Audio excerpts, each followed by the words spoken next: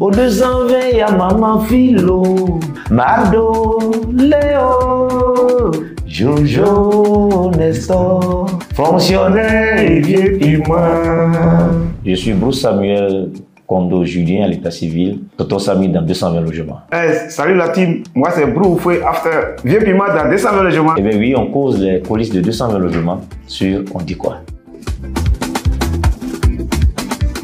220 logements, c'est l'histoire de la Côte d'Ivoire qui est contée sous cette forme cinématographique-là. Pour tous ceux qui n'ont pas vécu les années 90 jusqu'à 2000-2010, c'est le résumé un peu voilà, de l'histoire de la Côte d'Ivoire. C'est la convivialité. Au 220, avant, c'était l'entente parfaite. Les gens tu pouvais frapper mon enfant et Samy pouvait frapper mon enfant.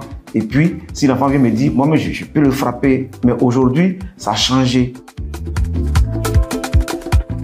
Tonton Sami, c'est le tenancier du maquis, le détenteur de tous les petits secrets de 200 logements. Le vieux piment est un retraité qui a travaillé à la fonction publique.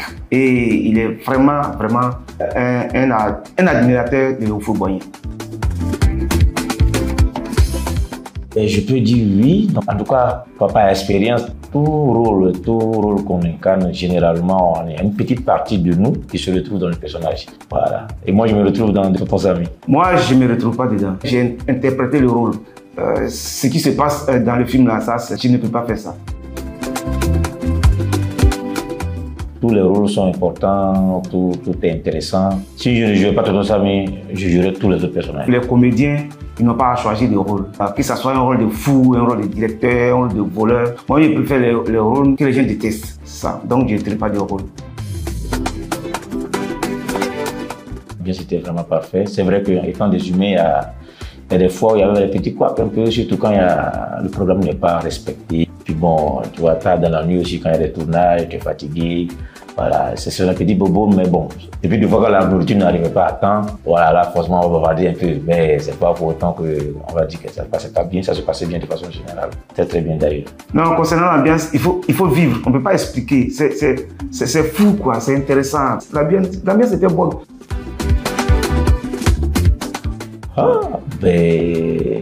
Cette question-là, je voulais dire. Pratiquement toutes les scènes de Tonton Sami, que je sois en contact avec Mado, les piments, fonctionnaient, généralement, tout faisait rire. En tout cas, là où le spectateur a trouvé le rire, là, nous on a déjà ri d'abord sur le plateau avant que ça soit enregistré. Moi personnellement, je peux dire que c'est les nuits. Quand on doit faire les veillées de tournage, c'est seulement vers 2h, 3h du matin. Nakama, moi, je ne vous mens pas. Là, c'est un peu tanko. C'est un peu dur, mais on tient le coup. Puis qu'il y a la passion et on surmonte. Le moment dur pour moi, c'est fut le jour où on a veillé et puis continué. Dès le dernier jour de voilà. Ça a vraiment joué sur nous.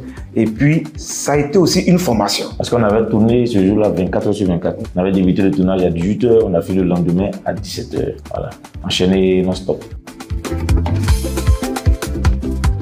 Le moment préféré de là, c'est les jours où on boit, on mange.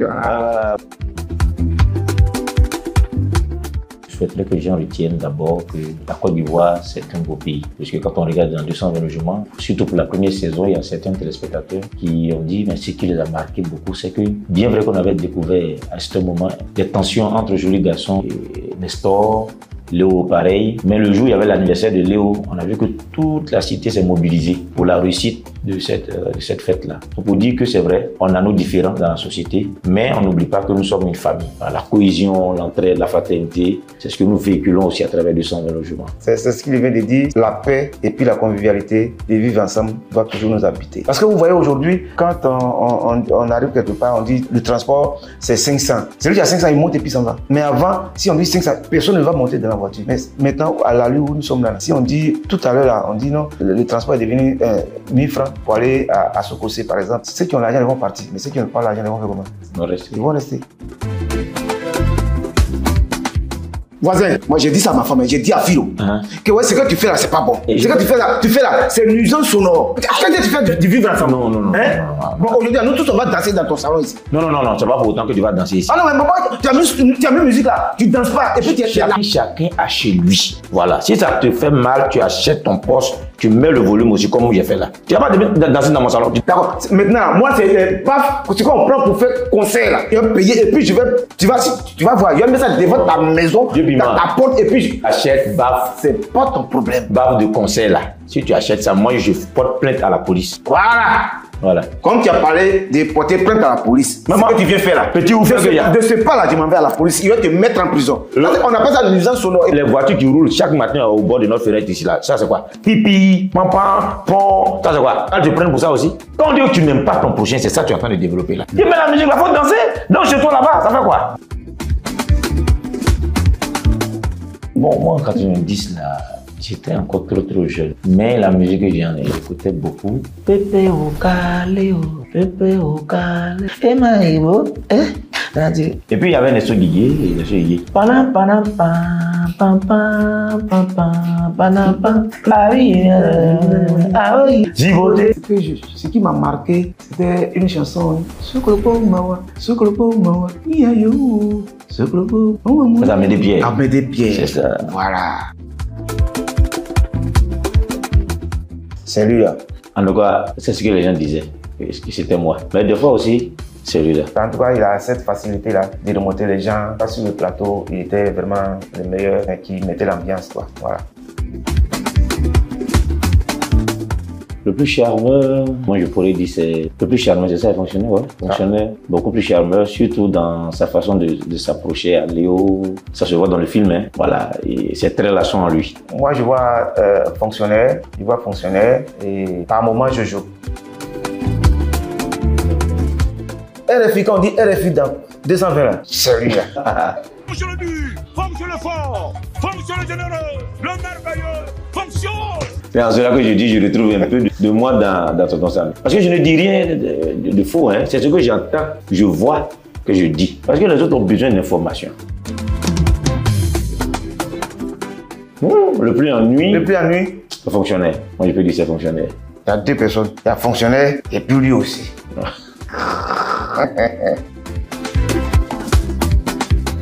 Manger là, si l'affaire de manger, c'est Nestor. Voilà, c'est ce qu'il a dit. Nestor, vraiment, il mange. Oh, moi, j'ai pas de préférence. Je m'entends avec tout le monde. Moi, je n'ai pas cette culture. Oui, non, je m'entends avec tout le monde. Merci à toute l'équipe de nous avoir invités, que Dieu bénisse la chaîne. Et nous demandons que cette façon de couvrir, de nous soutenir en nous invitant ici, que ça ne soit pas seulement pour ce numéro-là, qu'il y a encore d'autres invitations avec d'autres comédiens. Voilà, les comédiens de la série, toujours pour d'autres idées, pour d'autres émissions. Voilà, je crois qu'il a tout dit. Hein. Merci à toute l'équipe, tout le monde. Merci de nous recevoir. Voilà, bon vent et puis voilà, à la prochaine. On dit quoi?